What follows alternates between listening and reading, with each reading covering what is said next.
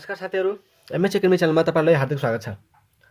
र साथीहरू, प्रिभियस लेक्चरमा हामीले कस्ट अफ डेट पढाएको थियौँ र आज हामी कस्ट अफ इक्विटी पढ्नेछौँ। हिजोको भिडियोमा हामीले कस्ट अफ डेट कसरी निकाल्ने भन्ने कुराहरू डिस्कस गरेका थियौँ। त्यहाँ डेटमा हामीले पढाएको थियौँ कि एउटा रिन्युएबल र एउटा चाहिँ इरिन्युएबल डेट हुन्छ र त्यसको फर्मुलाहरू लेखेका थियौँ र कसरी क्याल्कुलेट गर्ने भन्ने कुराहरू पनि गरेका थियौँ। र आज हामी कस्ट अफ इक्विटीलाई चाहिँ कसरी क्याल्कुलेट गरिन्छ भन्ने कुरा पढ्नेछौँ। तर त्यो पढ्नुभन्दा पहिला हामी अलिकति के बुझौँ भन्दाखेरि नि कि यो इक्विटी भन्ने चाहिँ के हो भन्ने कुरा चाहिँ अलिकति बुझ्छौँ। जस्तै मैले यता लेखेको पनि छु, इक्विटी भनेको पर्मानेन्ट सोर्स अफ क्यापिटल हुन्छ। इक्विटी भनेको चाहिँ के हुन्छ भन्दाखेरि पर्मानेन्ट सोर्स अफ क्यापिटल हुन्छ र यो हामी कहिले पनि कम्पनीले रिपे गर्दैन। कम्पनीले इक्विटी सेयर क्यापिटल कहिले पनि रिपे गर्दैन, मात्र एउटा केस बाहेक। जतिखेर कम्पनी लिक्विडेट हुन्छन् भनेपछि लिक्विडेसन अफ कम्पनीको बेलामा मात्रै इक्विटी सेयर क्यापिटललाई चाहिँ पे गरिन्छ, नत्र इक्विटी सेयर क्यापिटल जहिले पनि कहिले पनि रिपे गरिँदैन। ठिक छ। त्यस्तै इक्विटी सेयर होल्डर चाहिँ तपाईको अल्टिमेट रिस्क बियरर हुन्छ भनेपछि फाइनल रिस्क बियरर भनेको इक्विटी सेयर होल्डर नै हो।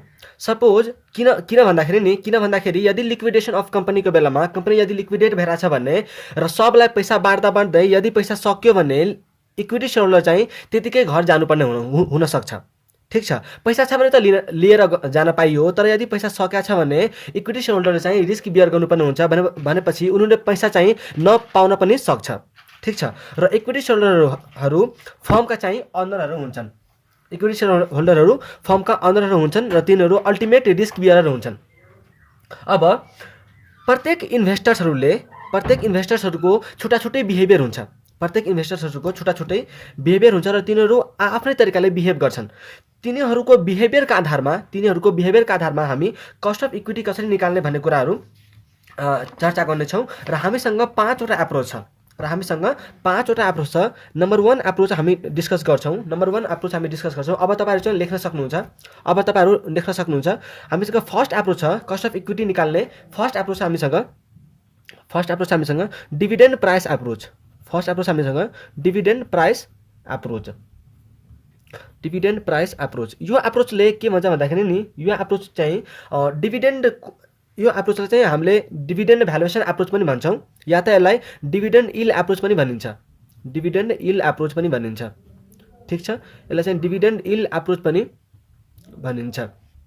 अब यो एप्रोचमा के छ भन्दाखेरि नि कस्ट अफ इक्विटी, यो एप्रोचमा कस्ट अफ इक्विटी त्यो रेट हो हैन, कस्ट अफ इक्विटी त्यो रेट हो जुन रेटले चाहिँ फ्युचरको डिभिडेन्डलाई करेन्ट मार्केट प्राइससँग इक्वल गराइदिन्छ। जस्तै सपोज यदि मैले 125 रुपियाँ फ्युचरमा डिभिडेन्ड पाउँछु भनेपछि हामीले एउटा कुरा के गरेका थियौँ प्रिभियस लेक्चरमा कि इक्विटीको लागि कस्ट के हुन्छ कम्पनीको कस्ट के हुन्छ?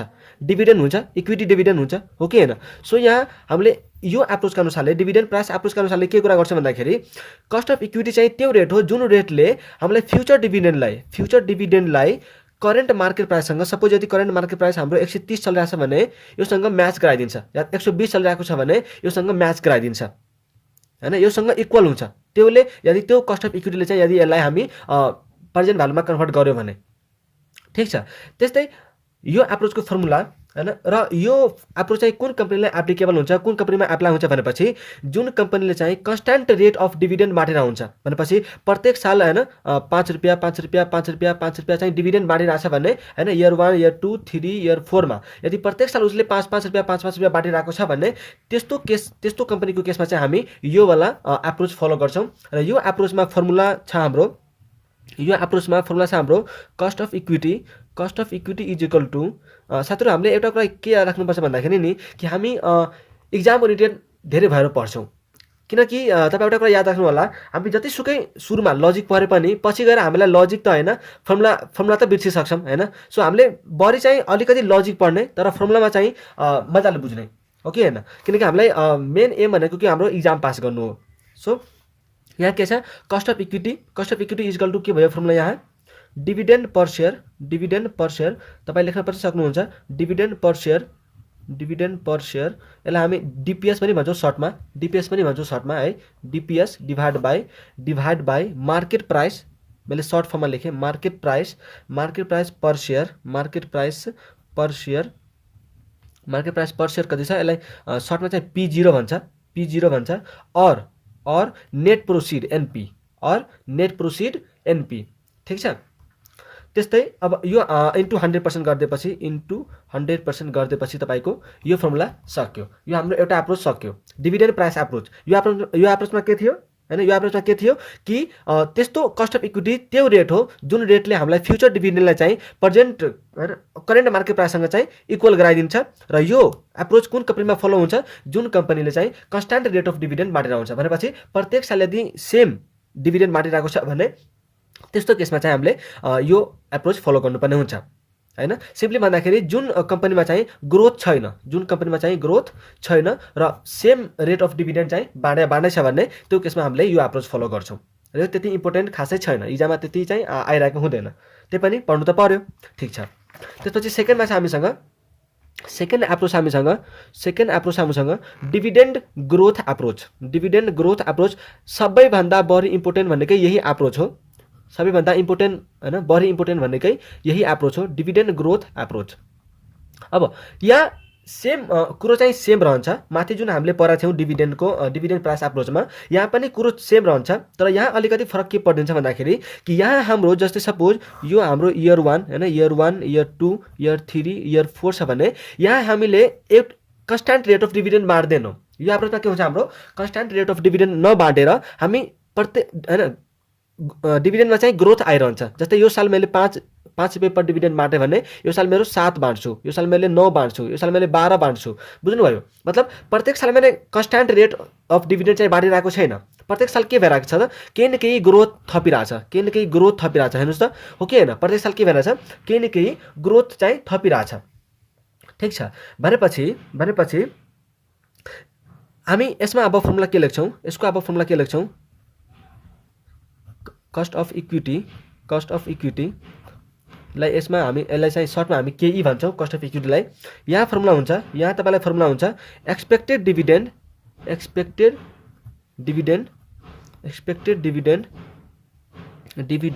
या त और यसलाई हामी एक्सपेक्टेड डिभिडेन्ड पनि भन्न सक्छौँ, या त dividend at the end of year, dividend at year end भनौँ ल, dividend at the end of year 1, dividend at the end of dividend at the end of year 1 divide by P0 भनेको हामीले यहाँ लेखेका थियौँ नि, P0 भनेको market price पर share P0 और नेट प्रोसिड इन्टु प्लस जी गर्नु पर्यो किन हामीले जी गरौँ यहाँ, त्यसमा हामीले त जी गराएको थिएनौँ, यहाँ पनि त्यही थियो कुरा dividend per share divide by market price per share plus NP. तर यहाँ चाहिँ डिभिडेन्ड मात्रै थियो, डिभिडेन्ड पर शेयर। तर यहाँ हामीले के लेखेका छौँ, एक्सपेक्टेड डिभिडेन्ड भनेको सालको इनमा आएको डिभिडेन्ड र यो एक्सपेक्टेड डिभिडेन्ड कसरी आउँछ त्यो पनि हेर्न सक्नुहुन्छ। यहाँ एक्सपेक्टेड डिभिडेन्ड या त dividend at the end of year 1 कसरी आउँछ भन्दाखेरि नि expected dividend is equal to D0 भनेपछि अहिलेको डिभिडेन्ड हैन D0 इन्टु 1 प्लस जी, किनकि प्रिभियस इयरको जुन डिभिडेन्ड छ त्यसमा केही न केही त ग्रोथ आएको होला नि त। किनकि यो हामीले के पढिरहेछौँ डिभिडेन्ड ग्रोथ एप्रोच, र डिभिडेन्ड ग्रोथ एप्रोचमा हामीले के पढ्यौँ कि प्रत्येक साल केही न केही सर्टेन अमाउन्ट अफ चाहिँ सर्टेन रेट अफ ग्रोथ हैन, सर्टेन पर्सेन्टेज अफ ग्रोथ चाहिँ ले बढेर हुन्छ हैन, सर्टेन रेट अफ ग्रोथले चाहिँ बढेर आउँछ। र त्यही भएर हामी यो जस्तै हामी इयर 1 को मा निकालिरहेको छ भने त बीचमा केही न केही त ग्रोथ पर्सेन्टेज लाग्यो होला नि, हो। त्यही भएर हामीले D0 प्लस 1 हैन D0 इन्टु 1 प्लस जी गरायो। र यदि तपाईलाई हैन इज इक्वल टु यसलाई चाहिँ हामी D1 भन्न सक्छौँ, यसलाई तपाईँ सर्टकटमा D1 भनेर पनि भन्न सकिन्छ ठिक छ। यदि तपाईलाई क्वेशनमा एक्सपेक्टेड डिभिडेन्ड नै दियो भने तपाईँ एक्सपेक्टेड डिभिडेन्ड जस्ताको त्यस्तै राखिदिन सक्नुहुन्छ। तर यदि तपाईलाई बेस इयरको डिभिडेन्ड दिएको छ भने तपाईले 1 प्लस जी ले मल्टिप्लाई गरेर त्यसलाई पहिला D1 बनाउनु पर्ने हुन्छ, र D1 बनाइसकेपछि बल्ल हामी यहाँ रिप्लेस गर्छौँ ठिक छ।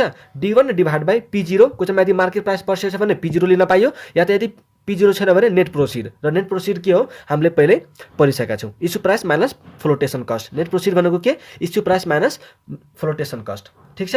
त्यो चाहिँ तपाईँ लेख्न सक्नुहुन्छ, प्लस जी गर्नु पर्यो। क्वेशनमा यदि तपाईलाई ग्रोथ रेट दिएको छ 5% 7% कति छ क्वेसनमा हो त्यो चाहिँ हामीले यहाँ लेख्न सक्छौँ। ठिक छ। अब यस्ता कुराले चाहिँ हामीले क्वेसन गर्ने बेलामा मजाले बुझिन हाल्छौँ। अहिले चाहिँ तपाईँ अलिकति हैन यसको एप्रोच चाहिँ के भन्छ र यसको फर्मुला के हो भनेर बुझ्दै जानुपर्छ। ठिक छ। नम्बर थर्डमा हामीसँग एप्रोच छ।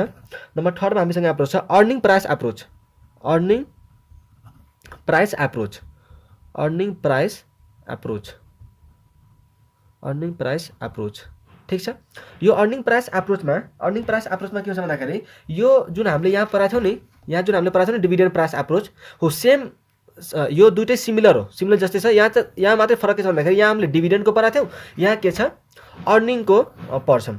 यहाँ के हुन्छ भन्दाखेरि नि, यहाँ के हुन्छ कि जुन इन्भेस्टर्सहरू हुन्छन् हैन, जुन इन्भेस्टर्सहरू हुन्छन् त्यो इन्भेस्टर्सहरूले को एक्सपेक्टेसन के हुन्छ भन्दाखेरि नि कि कम्पनीले चाहिँ केही अर्निङ गरोस्, कम्पनीले धेरैभन्दा धेरै अर्निङ गरोस् हैन। अब त्यसले हामीलाई बाँडोस् नबाँडोस् हामीलाई मतलब भएन, मतलब त हुन्छ, बट त्यो डिस्ट्रिब्युट गरोस् नगरोस् तर कम्पनीले चाहिँ धेरै अर्निङ गर्नु पर्यो भन्ने चाहिँ इन्भेस्टर्सको एक्सपेक्टेसन हुन्छ। के हुन्छ अरे, कम्पनीले धेरैभन्दा धेरै अर्निङ गरोस् भनेर इन्भेस्टर्सहरूको के हुन्छ एक्सपेक्टेसन हुन्छ। ठिक छ।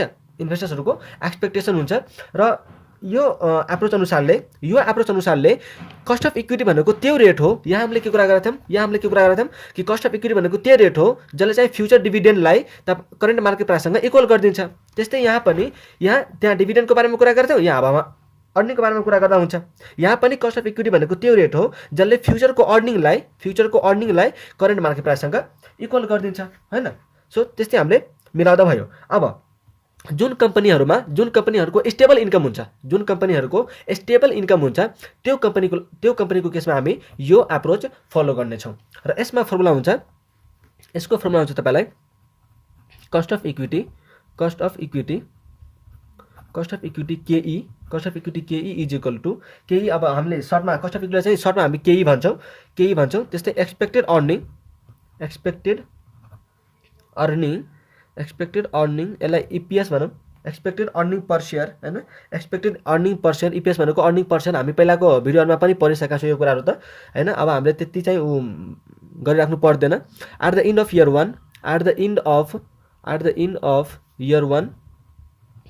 अफ इयर वान यहाँ हामीले डिभिडेन्ड एक्सपेक्टेड डिभिडेन्ड भनेर इयर 1 लेख्दा हामीले के लेखा छौँ D1 भनेर लेखा थियौँ। त्यस्तै यदि expected EPS at the end of year 1 भयो भने यसलाई हामीले के अर्को लेख्न सक्छौँ सर्टमा E1 डिभाइड बाई यहाँ पनि P0 और नेट प्रोसिड इन्टु 100%। ठिक छ। यहाँ हामीले के गर्न पायौँ expected EPS earning per share at the end of year 1 और E1 डिभाइड बाई P0 और नेट प्रोसिड। P0 भनेको करेन्ट मार्केट प्राइस पर सेयर, एनपी भनेको नेट प्रोसिड इन्टु 100% गरेपछि हाम्रो के आउँछ कस्ट अफ इक्विटी। यति मध्ये हामीले के पर्यौँ सबैभन्दा बढी इम्पोर्टेन्ट कुन वाला, यो वाला सबभन्दा बढी इम्पोर्टेन्ट। यसलाई चाहिँ मैले इम्पोर्टेन्टै लेखिदिएँ। सबभन्दा बढी इम्पोर्टेन्ट भनेको चाहिँ तपाईँलाई डिभिडेन्ड ग्रोथ एप्रोच हुन्छ है। र हामी धेरै जस्तो क्वेसन गर्ने बेलामा जब हामी क्वेसन गर्छौँ धेरै जस्तो तपाईँ हेर्नुहुन्छ सबैमा यही एप्लाई भइरहेको हुन्छ। यिनीहरू चाहिँ हुन्छन् कहिलेकाहीँ हैन यसो रियली केसमा, तर सबभन्दा धेरै एप्लाई हुने भनेको यही एप्रोच हो। र एउटा अर्को एप्रोच पनि छ जुन हामी अब योभन्दा पछि एउटा आउँछ र त्यसपछि हामी कुरा गर्छौँ, त्यो एप्रोच पनि यही खाले इम्पोर्टेन्ट छ। त्यही दुईवटा एप्रोच चाहिँ प्रायः क्वेसनमा तपाईँलाई सोधिरा हुन्छ। ठिक छ। र हामी क्वेसनहरू पनि गर्छौँ साथीहरू, सो तपाईँले चिन्ता लिनु पर्दैन। अहिले चाहिँ तपाईँ लेख्दै जानु र अलिअलि सबैको कन्सेप्ट लिँदै जानु। ठिक छ। त्यसपछि हामी नम्बर 4मा हामीसँग छ earning price growth approach. Earning price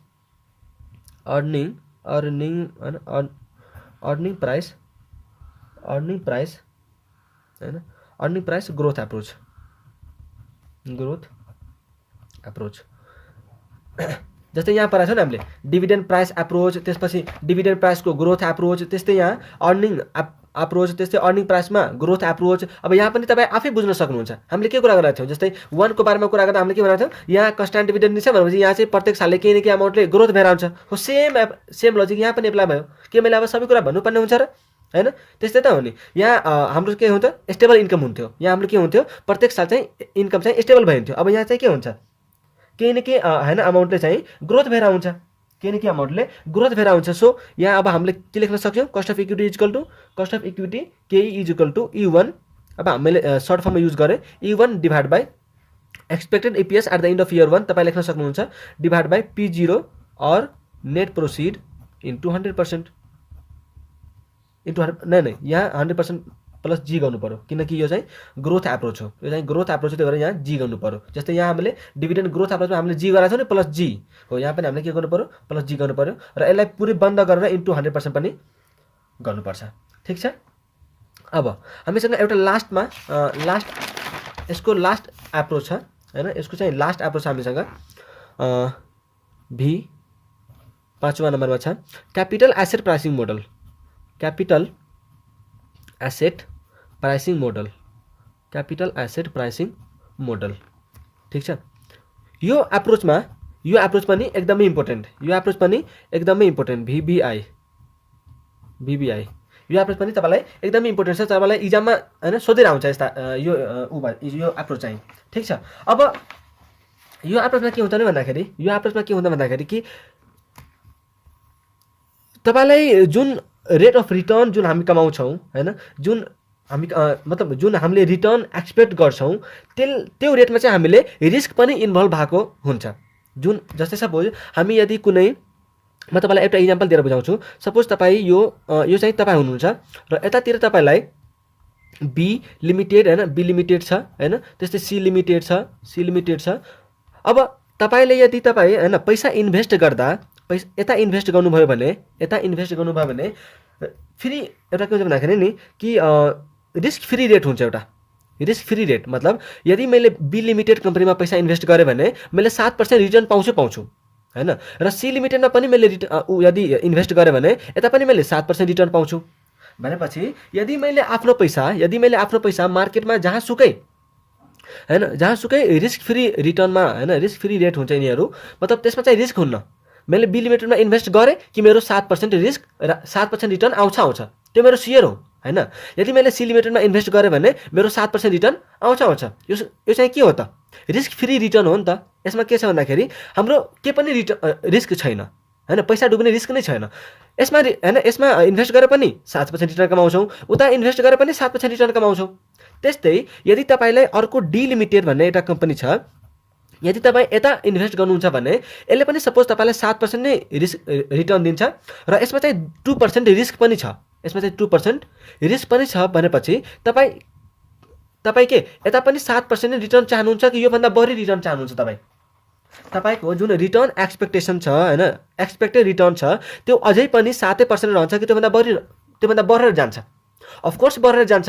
किनकि हामी आफ्नो पैसालाई बी लिमिटेडमा इन्भेस्ट गर्दा विदाउट एनी रिस्क 7% रिटर्न पाइरहेछौँ हैन। सी लिमिटेडमा पनि इन्भेस्ट गर्दा हामी विदाउट एनी रिस्क 7% रिटर्न पाइरहेछौँ र डी लिमिटेडमा इन्भेस्ट गर्दा 2% रिस्क पनि छ, पैसा डुब्ने 2% पैसा डुब्ने रिस्क पनि छ र 7% रिटर्न दिइरहेछ भनेपछि के हाम्रो अझै पनि रिटर्न हाम्रो 7% रहन्छ त? रहँदैन हैन।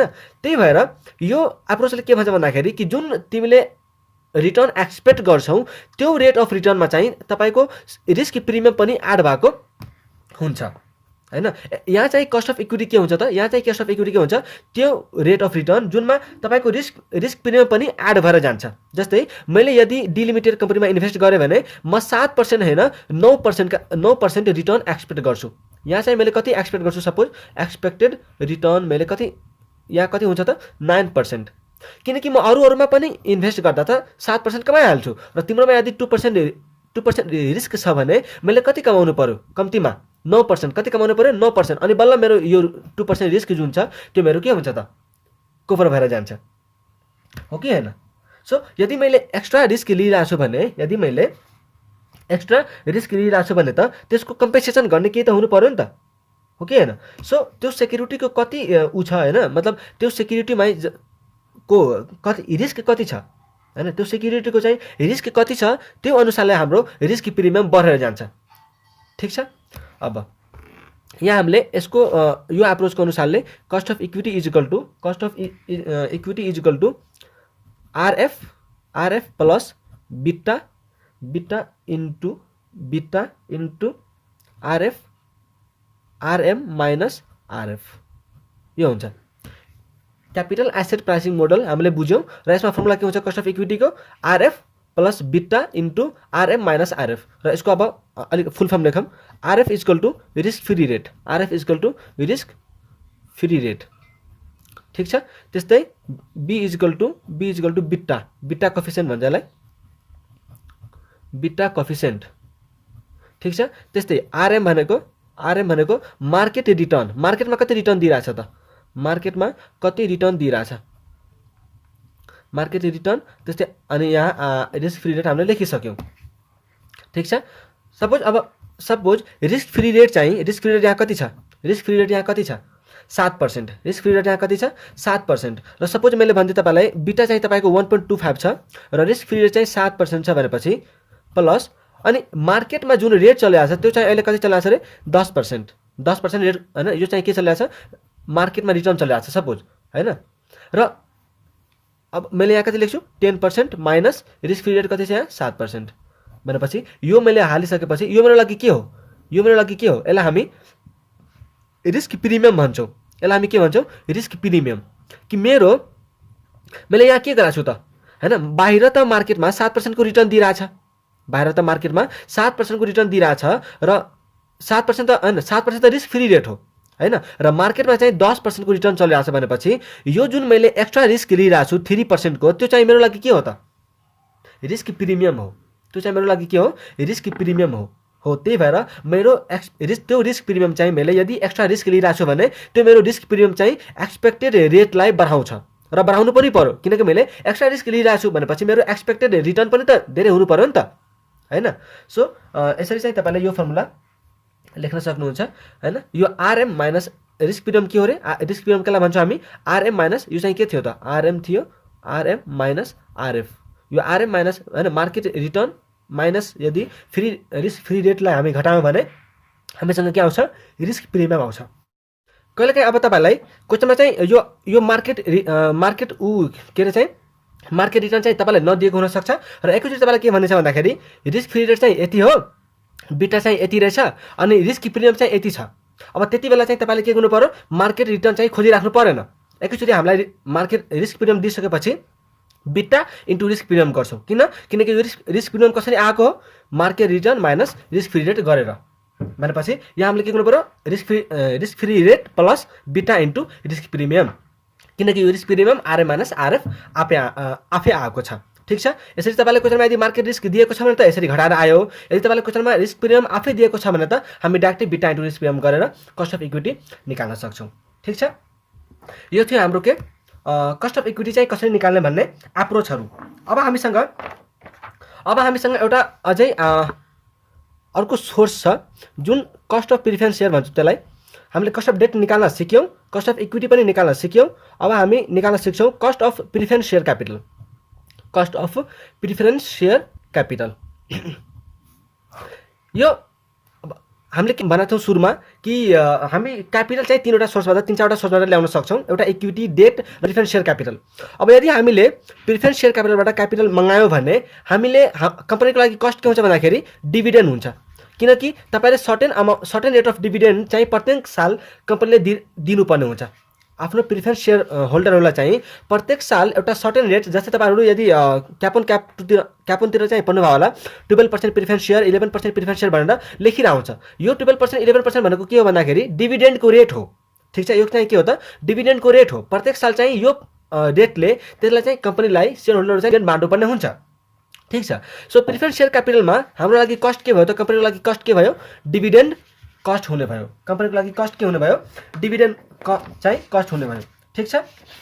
अब यसको हामी चाहिँ कसरी क्याल्कुलेट गर्छौँ भनेपछि एउटा क्याल्कुलेसन गर्नुभन्दा पहिला हामी यसरी बुझौँ कि प्रिफरेन्स सेयरमा पनि तपाईँको दुईवटा हुन्छ। जस्तै हामीले डेट पढ्ने बेलामा पढाएको थियौँ नि दुईवटा यसको क्लासिफिकेसन कि एउटा रिडिमेबल प्रिफरेन्स सेयर र एउटा इरिडिमेबल प्रिफरेन्स सेयर।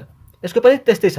त्यो हामीले के पढाएको थियौँ रिडिमेबल डेट र इरिडिमेबल डेट। यहाँ पनि हाम्रो सेम हुने भयो रिडिमेबल प्रिफरेन्स सेयर र इरिडिमेबल प्रिफरेन्स सेयर। ठिक छ। Irredeemable preference share. अब रिडिमेबलको केसमा हामी फर्मुला कुन लाउँछौँ cost of preference shares is equal to यसलाई चाहिँ हामी सर्टमा केपी भन्छौँ हैन। केपी भन्छौँ cost of preference share is equal to preference dividend divide by preference dividend divide by net proceed. यो नेट प्रोसिडको बारेमा हामीले कुरा गरिसकेका छौँ र प्रिफरेन्स डिभिडेन्डको बारेमा अहिले म तपाईँलाई भनिदिन्छु। इन्टु 100% गरेपछि के आउँछ हाम्रो रिडिमेबल प्रिफरेन्स सेयरको कस्ट आउँछ। रिडिमेबल प्रिफरेन्स सेयरको कस्ट आउँछ। ठिक छ। र यदि तपाईँलाई यो त के भयो, यो चाहिँ के हो हाम्रो होइन, यदि नयाँ बिजनेस छ भने, न्यू कम्पनी छ भने यो फर्मुला लगाउने। तर सपोज यदि एक्जिस्टिङ बिजनेस छ भने त त्यसले त नयाँ इस्यु गर्दैन, त्यसको त यो नेट प्रोसिड हुँदैन भनेपछि त्यो केसमा हामीले के गर्नु पर्यो? हो, त्यो केसमा चाहिँ हामीले मार्केट प्राइस चाहिँ युज गर्नुपर्ने हुन्छ। त्यो केसमा हामीले के युज गर्नुपर्ने हुन्छ? मार्केट प्राइस युज गर्नुपर्ने हुन्छ। अहिले चाहिँ तपाईँ मार्केट प्राइस युज गर्नुपर्ने हुन्छ भनेर बुझ्नु। त्यो कसरी युज गरिन्छ भन्ने कुरा हामी क्वेसन गर्ने बेलामा तपाईँ सिकि नै हाल्नुहुन्छ। ठिक छ। अब यो हामीले के कुरा गऱ्यौँ? रिन्युएबल प्रिफरेन्स सेयरको preference dividend divide by net proceed into 100%। त्यस्तै इरिन्युएबल छ भने इरिन्युएबलको केसमा लेख्नु यो formula cost of preference share KP is equal to preference dividend PD plus redemption value minus net proceed divide by N. यो N भनेको लाइफ अफ प्रिफरेन्स सेयर यो एन भनेको के? Life of preference share divide by RV plus NP divide by 2। तपाईँ यसलाई चाहिँ कुनसँग relate गर्न सक्नुहुन्छ? डिभेन्चरसँग। त्यहाँ पनि हामीले यही गरेका छौँ कि नै? त्यहाँ हाम्रो के थियो? यसलाई हामीले के भन्थ्यौँ? Average other cost. अनि यसलाई हामीले के भन्थ्यौँ? एभरेज फन्ड्स इम्प्लोइड भनेको पनि थियो। किनकि जस्तो सपोज हामीले त्यसको इक्जाम्पल पनि ल्याएको थियौँ कि सपोज यदि तपाईँ 100 मा डिभेन्चर इस्यु गर्नुभएको थियो र यसलाई चाहिँ यदि तपाईँ 120 मा रिडिम गर्नुहुन्छ भने यो जुन हाम्रो 20 रुपियाँको एक्स्ट्रा कस्ट गइरहेछ, यो त कहिले गइरहेछ? प्रिफरेन्स सेयरको म्याचुरिटी सकिसकेपछि। यो जुन 20 रुपियाँको एक्स्ट्रा कस्ट गइरहेछ यो चाहिँ कहिले गइरहेछ? म्याचुरिटी, प्रिफरेन्स सेयरको म्याचुरिटी सकिसकेपछि। भनेपछि यसलाई हामीले के एज्युम गर्छौँ कि यो लास्ट इयरमा मात्रै नभएर प्रत्येक साल कति सालको हो, त्यसको लाइफ चाहिँ कति हो? सपोज यहाँ 5 साल छ भने 20 डिभाइड बाई 5 गरेर हामी के भन्छौँ कि 4 रुपियाँ प्रत्येक साल हाम्रो कस्ट भइरहेछ। ठिक छ। जस्तै तपाईँ 100 मा किन्नु भएको थियो र 120 कसैलाई रिटर्न गरिराख्नु भएको छ भने त तपाईँको 5 साल पछि रिटर्न गर्ने हो। यो त 5 साल पछि रिटर्न गर्ने हो होइन? मैले यहाँ लाइफ कति राखेको छु? 5 साल पछि रिटर्न गर्दा तपाईँलाई एक्स्ट्रा कस्ट कति लाग्छ? 20 रुपियाँ। सो यहाँ हामीले के एज्युम गर्छौँ कि 20 रुपियाँ त 5th इयरमा मात्रै गएको होइन, प्रत्येक साल 4 रुपियाँ गएर गएको हो भनेर। त्यही भएर हामी यता के लेख्छौँ? Renewable value minus net proceed divide by N. र यता चाहिँ कति पैसा चाहिँ हामीले एभरेजमा युज गऱ्यौँ त भन्ने कुरा चाहिँ हामी यो लेख्छौँ। ठिक छ। र हामीले यसको कुरा गरिसकेका छौँ। रिन्युएबल भ्यालु भनेको के छ भन्ने कुरा डेटकै बेलामा कुरा गरिसकेका छौँ र सेम यहाँ एप्लाई हुन्छ। नेट प्रोसिड भने त्यही issue price minus flotation cost. N भनेको यहाँ के भयो? Life of preference share. त्यहाँ चाहिँ एन भनेको के थियो? Life of debt. यहाँ के अब redemption value plus NP divide by 2 average funds employed. त्यस्तै एउटा कुरा अरू के याद राख्नु भन्दाखेरि यो जुन प्रिफरेन्स डिभिडेन्ड छ हो, अब यो प्रिफरेन्स डिभिडेन्ड तिर्ने बेलामा यदि कुनै कर्पोरेट डिभिडेन्ड ट्याक्स रेट तपाईँलाई क्वेसनमा दिएको छ भने के बुझ्नु पर्यो? यदि तपाईँ यो जुन प्रिफरेन्स डिभिडेन्ड छ त्यो प्रिफरेन्स डिभिडेन्ड तिर्ने बेलामा यदि तपाईँलाई क्वेसनमा कुनै कर्पोरेट डिभिडेन्ड रेट दिएको छ भने, कर्पोरेट डिभिडेन्ड ट्याक्स रेट दिएको छ भने, जस्तै सपोज तपाईँलाई 12% भन्यो भने र तपाईँ 20 रुपियाँ डिभिडेन्ड तिरिराख्नु भएको छ भने त यो 12 रुपियाँको डिभिडेन्ड 12 रुपियाँको अनि 20 रुपियाँको चाहिँ 12% कति हुन्छ? 2.4। यो चाहिँ के भयो? तपाईँको कर्पोरेट डिभिडेन्ड ट्याक्स। सपोज होइन, बुझ्नुभयो? जस्तै 12% चाहिँ जुन डिभिडेन्ड कम्पनीले बाँड्छ त्यो डिभिडेन्ड बाँड्दा चाहिँ यदि केही ट्याक्स दिनुपर्ने छ भने त्यो ट्याक्स पनि हामी के गर्छौँ? यहाँ प्रिफरेन्स डिभिडेन्डमा एड गरिदिन्छौँ। बुझ्नुभयो? यहाँ प्रिफरेन्स डिभिडेन्ड तिर्ने बेलामा यदि कम्पनीले कुनै कर्पोरेट डिभिडेन्ड ट्याक्स यदि तिर्नु परिरहेछ भने त्यो कर्पोरेट डिभिडेन्ड ट्याक्स पनि हामी यहाँ प्रिफरेन्स डिभिडेन्डमा एड गरिदिन्छौँ। ठिक छ। हो, यति थियो हाम्रो प्रिफरेन्स सेयरको। अब हामी अर्को भिडियोमा क्वेसन स्टार्ट गर्नेछौँ र आजलाई चाहिँ यति नै गरौँ। ठिक छ। आजलाई यति नै गरौँ। अर्को भिडियोमा हामी क्वेसन गर्नेछौँ। So thank you so much for watching this video. र यदि तपाईँलाई भिडियो मन पर्यो भने प्लिज च्यानललाई सब्सक्राइब गर्नुहोला र आफ्नो साथीभाइहरूलाई पनि सेयर गर्नुहोला। Thank you so much.